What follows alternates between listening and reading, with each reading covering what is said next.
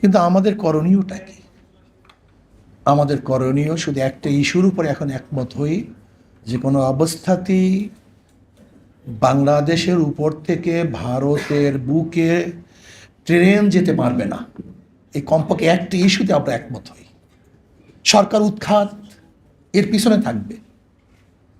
আজকে Saint Martin নিয়ে ষড়যন্ত্র চলতেছে, আজকে বাংলাদেশে হত্যা চলছে, নেপাল এবং ভুটানে যাওয়ার কোনো রাস্তা সরকার দিচ্ছে না।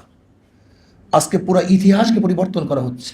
আপনি দেখেন আজকে ইতিহাসের মধ্যে মুসলিম শাসকদেরকে ডাকাত এবং লুটেরা হিসাবে চিহ্নিত করা হচ্ছে। আমাদের দেশে 92% মুসলমানদের দেশ। আজকে সরকার স্বাধীনতার সে সহযোগী হিসাবে না দেখে এ দেশ তাদের হাতে তুলে দেওয়ার ষড়যন্ত্র করতেছে।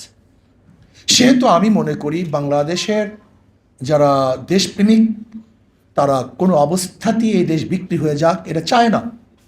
সেহেতু এই ইস্যুকে সামনে রেখে আমরা যে দলে আসি না কেন, মতে আসি না কেন, সব ঐক্যবদ্ধ হই।